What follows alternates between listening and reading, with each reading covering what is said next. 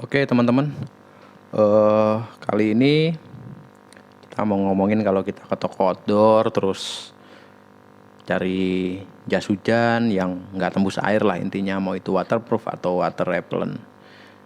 Jadi kan biasanya kalau kita ke toko outdoor tuh ini anti air nggak atau tembus nggak hujan gitu. Sebenarnya untuk tiap produsen bahan atau pembuat alat outdoor untuk jas hujannya sendiri nggak ada standar ya, untuk misalnya seberapa lama dia bisa menahan air biar nggak masuk ke balik jaket, dan seberapa deras gitu. Kayaknya setahu saya sih belum ada ya gitu. Kadang ada yang salah dengan water resistant, dianggap waterproof lalu tembus. Ada juga yang udah waterproof, benar-benar udah seperti bahannya seperti plastik, tapi masih basah gitu. Oke, jadi sekarang kita mulai aja. Yang pertama kita mengenal bahan-bahannya dulu.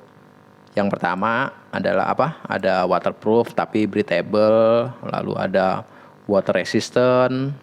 Ya kita nyebutnya sih anti air ya gitu. Terus yang ketiga itu waterproof tapi tidak breathable gitu. Oke, yang pertama dulu waterproof tapi breathable. Jadi bahannya ini dia tidak tembus air. Ya untuk skala tertentu ya, tapi bukan yang deras banget gitu, dia tidak tembus air. Kelebihannya adalah bisa mengeluarkan panas suhu dalam tubuh. Ya entah keringat atau utamanya sih panas ya, soalnya kalau badan terlalu panas itu kita akan cenderung berkeringat banyak gitu. Nah kalau kita berkeringatnya lebih banyak, otomatis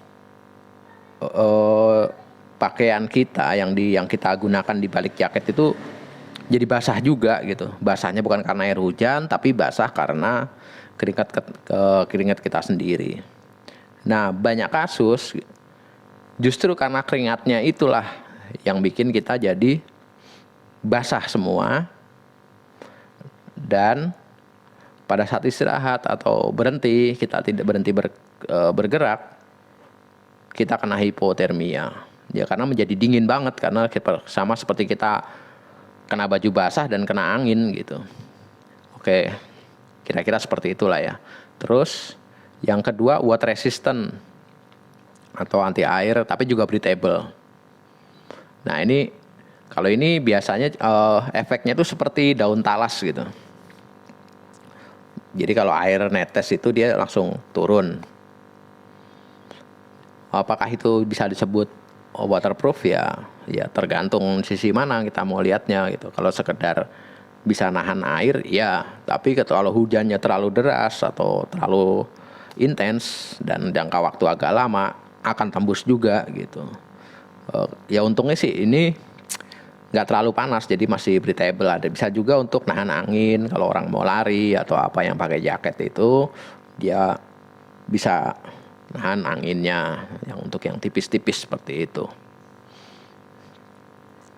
Terus yang ketiga waterproof tapi tidak breathable. Nah waterproof tidak breathable ini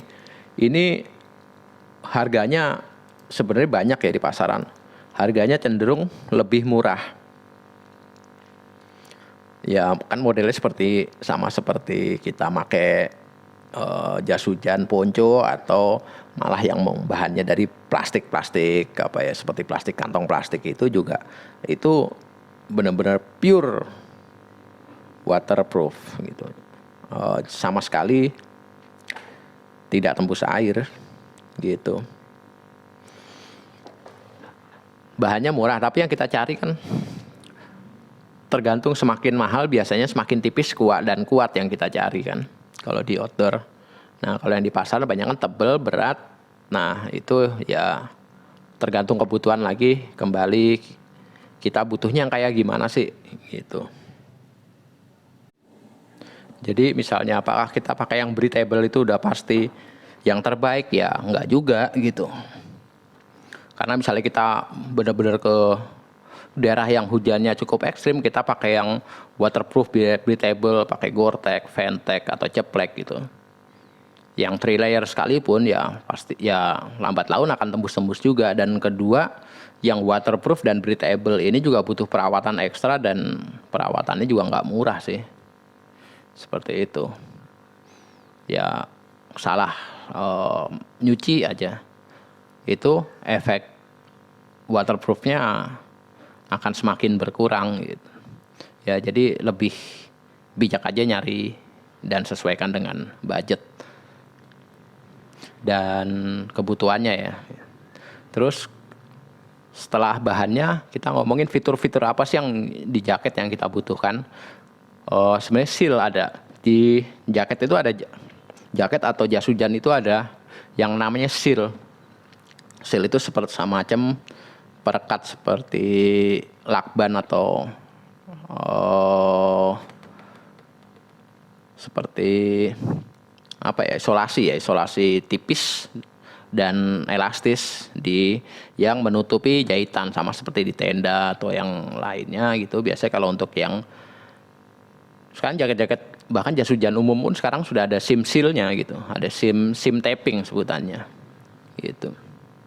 Ya untuk biar kalau untuk hujan cukup intens atau airnya cukup intens, dia tidak meresap lewat pori-pori bekas jahitan. Maksudnya itu ya. Perlu dicek juga seam tapingnya bener apa enggak, ada atau enggak gitu. Malah lebih bagus lagi kalau modelnya bukan jahitan. Jadi tidak perlu seam taping. Tapi biasanya kalau yang tanpa jahitan ini bentuk atau potongan-potongannya tidak mengikuti bentuk tubuh, jadi agak-agak ribet saat dipakai seperti itu. Lalu berikutnya dilihat resletingnya. Karena pada saat hujan tuh pasti kan tangan dingin, dan kita harus kadang sambil pakai sarung tangan atau bagaimana dites apakah resletingnya mudah naik turun, mudah masang atau lepasnya gitu. Dan posisi resletingnya gitu. Kan ada resleting yang kalau untuk yang biasanya yang umum dan cukup bagus sih gitu, yang YKK, tapi yang benar ya YKK yang benar, karena banyak juga YKK yang dipalsunya itu. Kalau kita lihat itu ya harga sih tergantung, kita bisa lihat dari harganya seperti itu. Untuk walaupun kita pakai resleting yang mungkin yang udah bagus dan punya nama, itu pun harus perlu perawatan juga biar tidak kering. Dan biasanya dia ada semacam seperti jamur-jamur hijau itu yang bikin macet. Seperti itu. Ada juga yang resletingnya waterproof, jadi tidak tembus air. Tapi kecuali berendam ya. Tapi kalau untuk dia bisa nahan hujan ada juga. Tapi harus diingat lagi untuk yang teknologi seperti itu ya butuh perawatan lebih ekstra. Kita simpan lama di lemari, karet-karet sealnya di resleting itu juga bisa brudul istilahnya, atau hancur pelan-pelan seperti itu. Terus berikutnya adalah topinya atau hoodnya. Ada yang hoodnya tuh bisa sampai seperti ada kanopi di depan gitu. Ada yang bisa kompatibel gitu dengan helm mountaineering tentu saja ya, seperti itu. Dan ada yang sampai nutup ke atas ke atas kerah, jadi hampir ke hidung kita. Nah biasanya itu ekstrim untuk di salju atau apa yang banyak yang benar-benar berangin gitu, itu cukup dibutuhkan juga yang hoodnya itu cuman kelihatan mata atau apa ya. Kembali lagi itu kita butuhnya yang seperti apa gitu. Lalu berikutnya adalah ventilasi.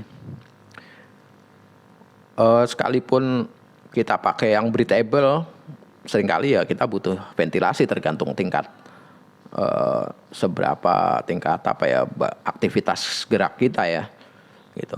Banyak kan ventilasi itu ditempatkan di bawah ketiak dan di belakang. Kira-kira yang spot-spot yang banyak menimbulkan panas seperti itu. Dan bisa untuk membuang panasnya itu juga bisa gitu. Jadi misalnya pun kita pakai raincoat yang nggak breathable tapi ada ventilasinya, itu cukup membantu. Seperti itu. Lalu berikutnya adalah setelan jaket. Itu ada yang untuk pinggangnya dan di bawah hood atau di bawah topinya itu biasanya ada tali banji atau tali elastis gitu. Itu untuk ditarik jadi biar rapat, karena seringkali cipratan air itu masuk justru lewat sela-sela gitu dari kerah atau dari lengan. Seperti itu. Masuknya justru dari saat kita mengangkat tangan gitu. Nah, seperti itu. Jadi kita butuh untuk adjustment selain itu juga, misalnya ada di pinggang itu ya untuk agar kita sedikit lebih bebas bergerak dan gerakannya itu tidak bikin kita nyipratin air kemana-mana gitu, yang malah bikin kita jadi basah gitu. Lalu berikutnya adalah kantong. Ya nggak perlu sih kantong ini, tapi ada baiknya ya. Misalnya kita untuk malam hari, banyak dipakai malam hari atau apa, untuk ngantongin baterai cadangan atau apa yang kita senter dan lain-lain gitu, atau alat yang kita fluid dan ya macam-macam lah, tergantung kebutuhannya. Bisa juga GPS atau kompas, peta, ya hal-hal yang mungkin urgent, dan ya mungkin bisa juga rokok atau korek pun bisa.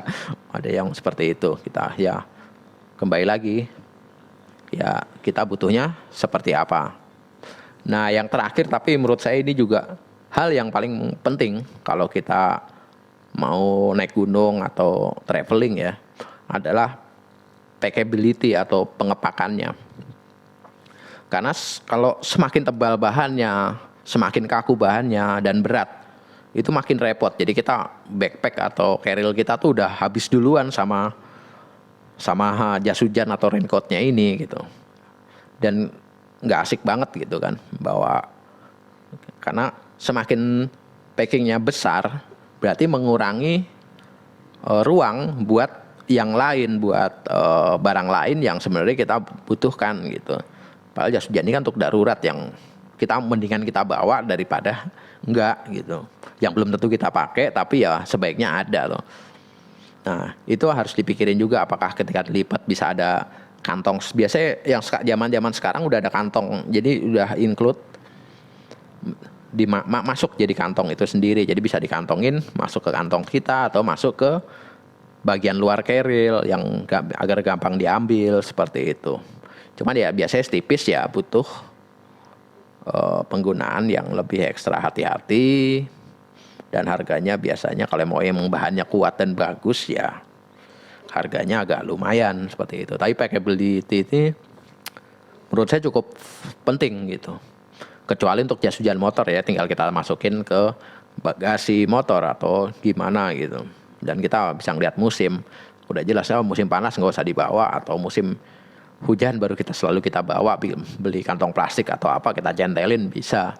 Tapi kalau untuk mountaineering packability ini beratnya dan size atau ukuran ketika dilipat ini menurut saya cukup penting. Jadi ya harus jadi bahan pertimbangan juga buat teman-teman yang mencari jas hujan untuk mendaki gunung. Oke, sekian. Kalau ada saran atau mungkin teman-teman ada pendapat lain, boleh tulis di kolom komentar untuk melengkapi, atau mungkin bisa mengkoreksi kalau mungkin saya kurang lengkap, bisa menjadi bahan diskusi di kolom komentar. Silahkan klik like kalau video ini bermanfaat, dan dislike kalau emang video ini nggak guna. Oke, terima kasih. Sampai jumpa di video berikutnya.